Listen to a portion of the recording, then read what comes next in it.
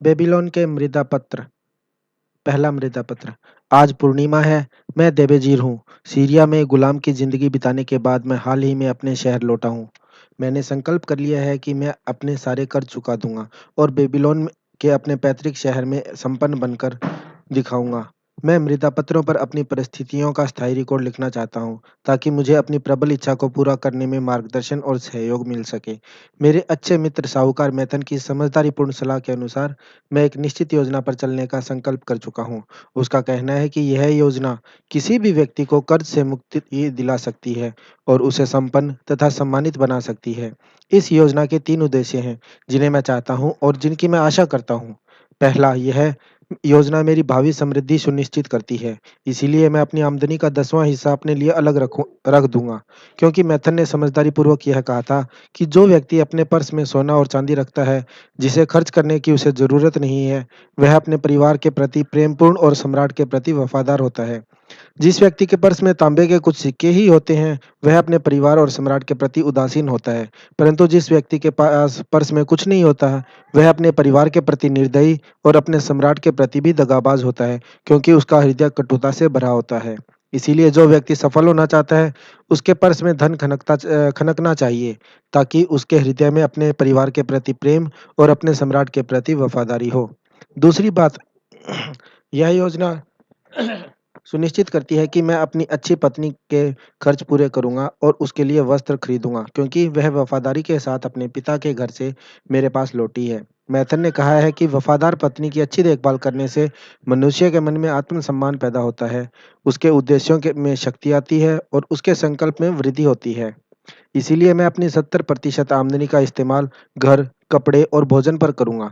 इसके अलावा मैं इसी आमदनी में अपना सामान्य खर्च चलाऊँगा, ताकि हमारी ज़िंदगी में खुशियों की कमी न रहे। परंतु मैथन ने इस बारे में सावधानी बरतने को कहा है कि हमें इन अच्छे उद्देश्यों के लिए अपने इन 70% आमदनी से अधिक का इस्तेमाल नहीं करना चाहिए। इसी में इस योजना की सफलता निहित है। मुझे 70% आमदनी में ही गुज़ारा करना चाहिए और कभी इससे ज़्यादा का इस्तेमाल नहीं करना चाहिए। और न ही मुझे कोई ऐसी चीज़ खरीदना चाहिए, जिसका भुगतान मैं अपनी आमदनी के इस हिस्से में न कर सकूँ। दूसरा मृदा पत्र। तीसरी बात, इस योजना में यह बताया गया है कि अपनी आमदनी में से मैं अपना कर्ज कैसे चुकाऊँ। इसीलिए हर पूर्णिमा के दिन मैं अपनी महीने भर की कमाई में से 20% निकाल कर उससे अपना कर्ज चुकाता हूँ। जिन लोगों ने मुझे कर्ज दिया है, उन्होंने मुझ पर भरोसा किया है। इसीलिए मैं सम्मानपूर्वक उनमें बराबरी से अपनी 20% आमदनी बाँट देता हूँ। इस तरह समय के साथ मेरा सारा कर्ज उतर जाएगा। मैं यहाँ पर हर उस व्यक्ति का नाम लिख रहा हूँ जिनका मैं कर्ज़दार हूँ। साथ ही मैं यह भी लिख रहा हूँ कि मैंने किस व्यक्ति से कितना कर्ज लिया है।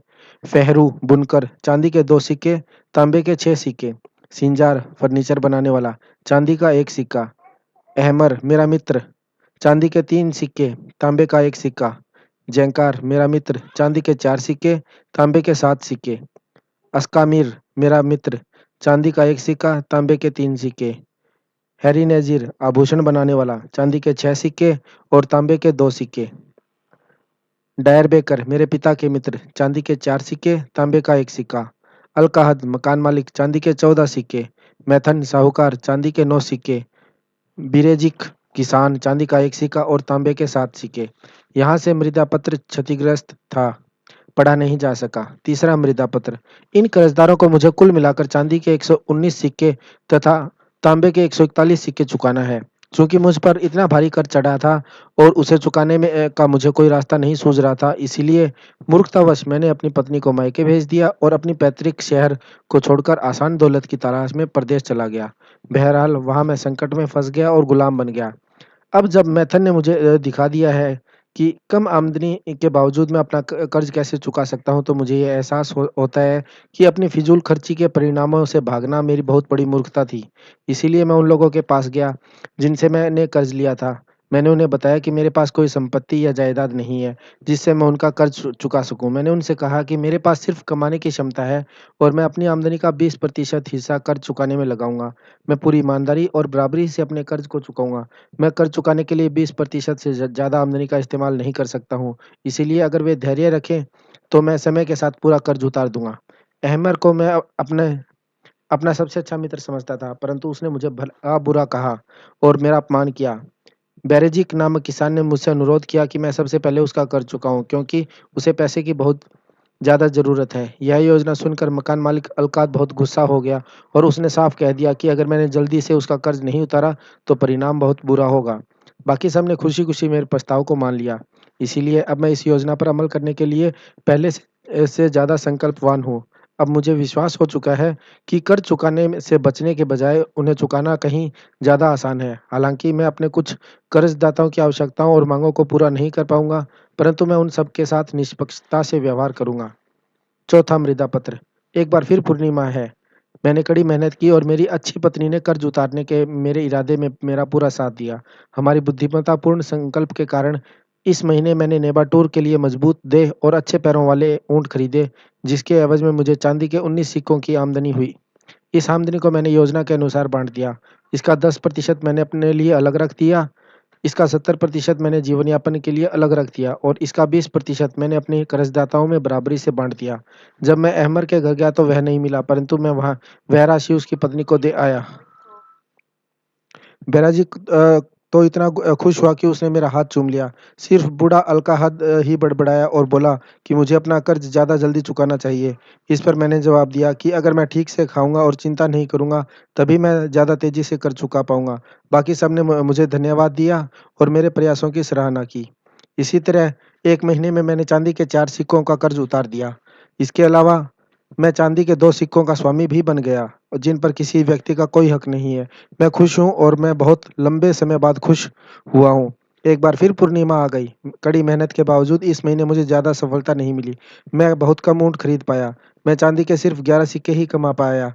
बहरहाल मेरी अच्छी पत्नी और मैं योजना के अनुरूप चले। हमने एक भी नया वस्त्र नहीं खरीदा और सिर्फ़ सब्जियाँ खाकर गुज़ारा किया। एक बार फिर मैंने अपनी आमदनी का 10% खुद के लिए अलग रख लिया और 70% से अपना खर्च चलाया। मैं हैरान रह गया कि जब अहमद ने कर्ज चुकाने के लिए मेरी तारीफ़ की, हालाँकि जो रकम मैं चुका रहा था वह छोटी थी। बेरकोज़ ने भी ऐसा ही किया। अलकाद आग बबूला हो गया, परंतु जब मैंने उससे कहा कि अगर वह इस रकम को नहीं लेना चाहता है तो वापस कर दे, तो वह ठंडा पड़ गया। पहले की तरह बाकी सभी लोग संतुष्ट हुए।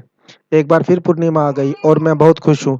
इस बार मुझे ऊँटों का बहुत अच्छा रिवॉर्ड मिल गया है और मैंने कई बेहतरीन ऊँट खरीद लिए, जिस वजह से मुझे चाँदी के 42 सिक्कों की आमदनी हुई। इस पूर्णिमा को मेरी पत्नी और मैंने जूते तथा कपड़े खरीदे जिनकी हमें बहुत ज़रूरत थी। इसके अलावा हमने गोश्त और मुर्गा खाकर जश्न मनाया। हमने चाँदी के 8 सिक्कों से ज़्यादा का कर्ज उतार दिया। अलकाहद तक ने कोई उल्टी बात नहीं की। यह योजना महान है, जो हमें कर्ज से बाहर निकालती है और बचत कराती है। 3 महीने बाद मैं एक बार फिर लिख रहा हूँ। हर बार मैंने अपनी आमदनी का 10% हिस्सा अलग बचा कर रखा। मैंने और मेरी अच्छी पत्नी ने हर बार 70% आमदनी में अपना खर्च चलाया। हालाँकि कई बार ऐसा करने में काफ़ी मुश्किलें आई। हर बार मैंने अपना 20% आमदनी में से अपने कर्जदाताओं का कर्ज चुकाया। मेरे पास में अब चांदी के 21 सिक्के हैं जो सिर्फ़ मेरे हैं। इससे मेरा सिर तन जाता है और मैं अपने दोस्तों के बीच गर्व से उठ बैठ सकता हूँ। मेरी पत्नी घर को बहुत अच्छी तरह से सँभालती है और अच्छे कपड़े पहनती है। हम साथ-साथ रहकर खुश हैं।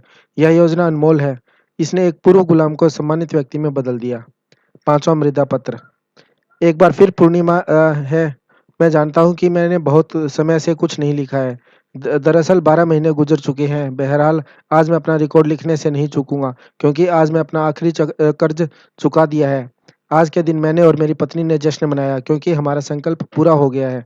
जब मैं अपने कर्ज़दाताओं से आखिरी बार मिला तो ऐसी कई बातें हुई जिन्हें मैं हमेशा याद रखूँगा।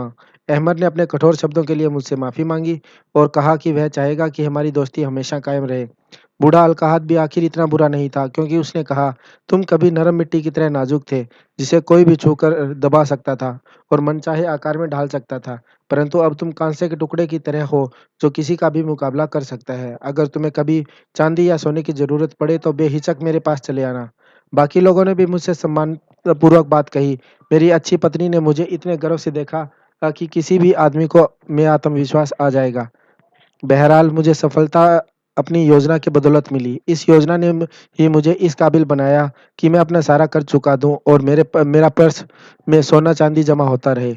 मैं सफलता चाहने वाले हर आदमी को यह सलाह दूँगा कि वह इस योजना पर चले। जब इसकी बदौलत एक पूर्व गुलाम अपने कर्ज चुका सकता है और अपने पर्स में सोना इकट्ठा कर सकता है, तो इस पर अमल करने के कोई भी व्यक्ति ऐसा कर सकता है। मैं अब भी इस योजना पर चल रहा हूँ क्योंकि मुझे विश्वास है अगर मैं इस पर अमल करता रहूँगा तो मैं जल्द ही अमीर बन जाऊँगा। Thank you for watching this video.